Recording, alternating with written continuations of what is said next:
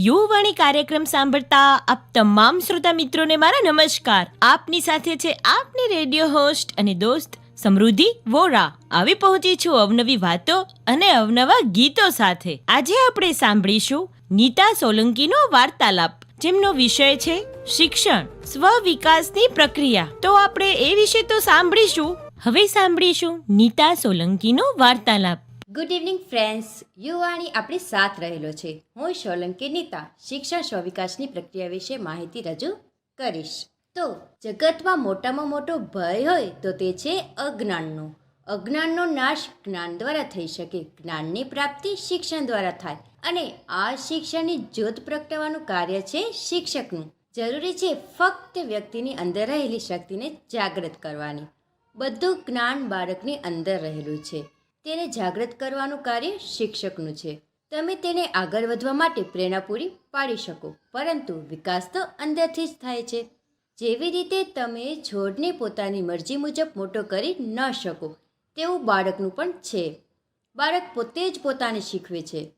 ફક્ત તેની અંદર રહેલી છુપી શક્તિને બહાર લાવવાની જરૂર છે. અંતરના બુંદમાં કંઈક ફૂલો સહિત થયેલા મેં જોયા. અંતરના બુંદમાં કંઈક ફૂલો સહિત થયેલા મેં જોયા. નાનકડા એક વડમાં કંઈક વડલા સૂતેલા મેં જોયા. નાનકડા એક વડમાં કંઈક વડલા સૂતેલા મેં જોયા.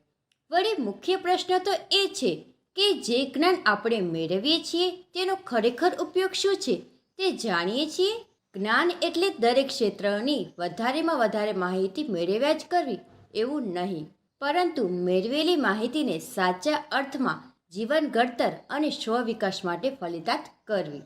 અમુક મા બાપ એવું ઈચ્છે કે પોતાનું બાળક દરેક ક્ષેત્રમાં આગળ હોવું જોઈએ, કે પછી તે ભણતર હોય કે રમતગમત હોય કે કળા. શું આ શક્ય છે? બધી વ્યક્તિમાં એક સરખી શક્તિ હોતી નથી. તેથી બાળક પર પોતાના વિચારો ન થોપી દેતા તેમને ગમતા એટલે કે રુચિ પ્રમાણેના વિષયોમાં શિક્ષણ આપવું જોઈએ, જેથી કરીને બાળકનો સ્વ વિકાસ થઈ શકે. શિક્ષણ એ ભણતરની જરૂરિયાત મુજબ રૂપાંતર થવું જોઈએ. શિક્ષણ આપવાની પદ્ધતિ સમય અને સંજોગો પ્રમાણે પરિવર્તન થવું જોઈએ, જેથી કરીને તે બોજ ન બનતા ભાથું બની રહે. જો શિક્ષણ સ્વરૂપે ગ્રહણ કરેલી માહિતી કોઈપણ જાતના ઉપયોગ વગર મગજમાં આખી જિંદગી પડી રહે તો તે શા કામની? જો જ્ઞાનનો સંગ્રહ એટલો અગત્યનો હોત તો પુસ્તકાલય જ ઉત્તમ જ્ઞાની ગણાત. તેથી ફક્ત વાંચન જ અગત્યનું નથી, પરંતુ જે 4 થી 5 મુદ્દા વિશે માહિતી મેળવીને જીવનમાં ઉતારી શક્યા હોય તો તે સાર્થક છે. જ્ઞાન મેળવવા માટેની પૂર્વ શરત છે કે મનની એકાગ્રતા. એકાગ્રતાની શક્તિથી જ આપણે કોઈપણ વસ્તુને યાદ રાખી શકીએ છીએ. તેથી કોઈપણ પ્રકારની વિદ્યા કે કળા ગ્રહણ કરતી વખતે મનને એકાગ્ર કરવું ખૂબ જરૂરી છે. આપણને ઘણી વખત એવો અનુભવ થાય છે કે વાંચેલું યાદ રહેતું નથી. આનું કારણ છે વાંચન પ્રત્યેની અરુચિ. સૌથી પહેલાં તો તેમાં રુચિ કેળવો, ત્યારબાદ વાંચન કાર્ય કરવું. સામાન્ય રીતે આપણે સાંભળીએ છીએ તેના 20% આપણને યાદ રહે છે અને લખીએ છીએ તેના 30% યાદ રહે. જો લખીએ અને સાંભળીએ છીએ તો તેના 50% યાદ રહે, પણ જો બીજાને શીખવીએ અથવા કહીએ તો તેના 80% યાદ રહે. તેથી જ કહેવાય છે વિદ્યા વહેંચવાથી વધે છે. વ્યક્તિએ પોતાના વિકાસ માટે સતત નવું જાણવું પડે છે અને તેનો જીવનમાં યોગ્ય ઉપયોગ કરી વધારે સારી પ્રગતિ થઈ શકે છે. આ માટે તેને સતત પરિશ્રમ કરતા રહેવું પડે છે. તેથી જ કહેવાયું છે જિંદગીમાં બીજા કરતાં પોતાનાથી આગળ નીકળવું. જિંદગીમાં બીજા કરતાં પોતાનાથી આગળ નીકળવું તે અગત્યનું કાર્ય છે. આપણા જ પોતાના રેકોર્ડ તોડવા અને ગઈકાલ કરતાં આજને ઉજ્જવળ બનાવી એ અગત્યનું છે. Thank you. તો આપણે સાંભળ્યું શિક્ષણ, સ્વ વિકાસની પ્રક્રિયા, નીતા સોલંકીનો વાર્તાલાપ. હવે સાંભળીશું તેમનો બીજો વિષય છે જિંદગીની સફર. મિત્રો, હવે સાંભળીશું નીતા સોલંકીનો વાર્તાલાપ, જેમનો બીજો વિષય છે જિંદગીની સફર. ગુડ ઇવનિંગ ફ્રેન્ડ્સ, હું સોલંકી નીતા જિંદગીની સફર વિશેની વાત રજૂ કરીશ. જિંદગીની સફરની અંદર અવનવી સફર હોય. ક્યારેક જીવનમાં સમસ્યાની સફર હોય તો ક્યારેક સુખની પણ પણો આવે, પરંતુ આપણે જિંદગીની સફરને કેવી રીતે માણી શકીએ એ આપણા ઉપર આધાર હોય છે. અહીં શાળાના વર્ગખંડમાં એક શિક્ષક બાળકોને પ્રશ્ન કરે છે અને કહે છે, આ પ્રશ્નનો ઉકેલ મેળવી શકો તો જ તમને પૂરા 5 ગુણ પ્રાપ્ત થશે. ત્યારબાદ શિક્ષક વર્ગખંડમાં લટાર મારવા લાગ્યા.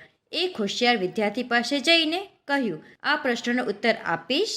વિદ્યાર્થી તરત જ ત્યાંથી ઊભો થઈને બોર્ડ ઉપર જઈ ડસ્ટરથી પ્રશ્ન પૂછી નાખ્યું અને કહ્યું, પ્રશ્નનો ઉકેલ મળી ગયો. જેનો કોઈ ઉકેલ જ ન હોય તેની પાછળ સમય શું કામ બગાડવો? 5 ગુણની પાછળ બાકીના 95 ગુણ શું કામ ગુમાવવા? જિંદગીમાં અમુક સમસ્યા એવી હોય કે જેનો કોઈ ઉકેલ જ નથી હોતું. અશક્ય જે 5 ગુણની પાછળ આપણી 100%ની જિંદગી દાવ પર લગાવી દઈએ છીએ અને જિંદગીની બાકીની 95%ની ખૂબસૂરત પણોને માણવાનું ભૂલી જઈએ છીએ. જિંદગીમાં દરેક વખતે ઉમેરો કરવાની બદલે ક્યારેક છોડતા પણ શીખવું જોઈએ. જિંદગીમાં બધું જ બધાને ક્યાં મળે છે?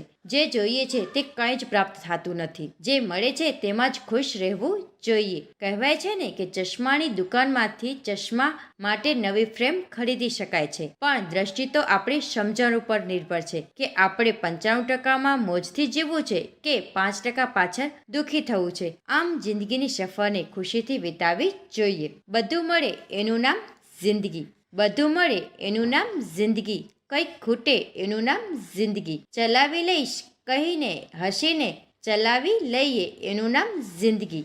બધું બધાને ક્યાં મળે છે? જે છે એમાં જ મન મનાવીએ એ જિંદગી. અવનવા રંગો રોજ દેખાય છે બધાને. અવનવા રંગો રોજ દેખાય છે બધાને. છતાંય હસીને આપણે આપણા રંગમાં જીવીએ એ જિંદગી. Thank you.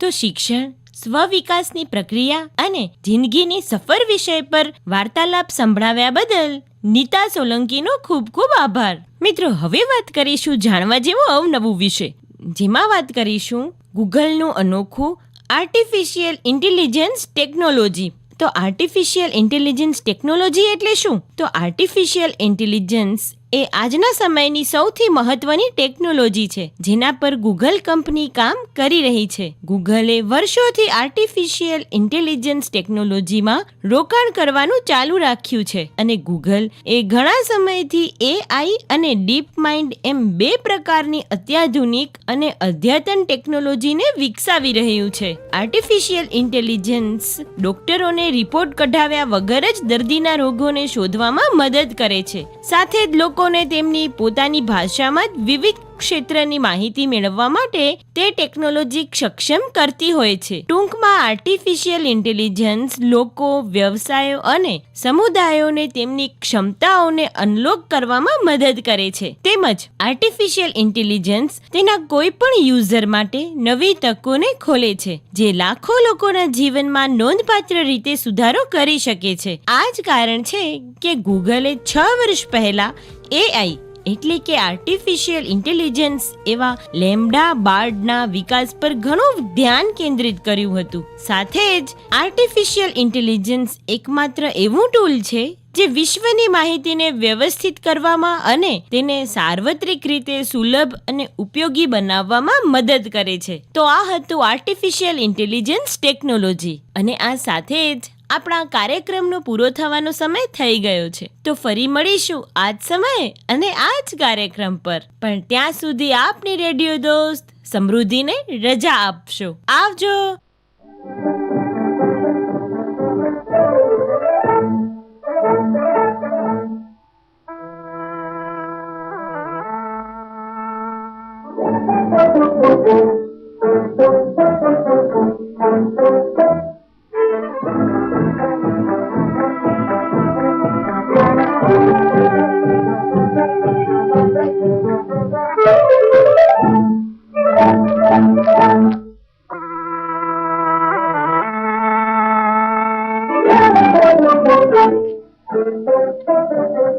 Thank you.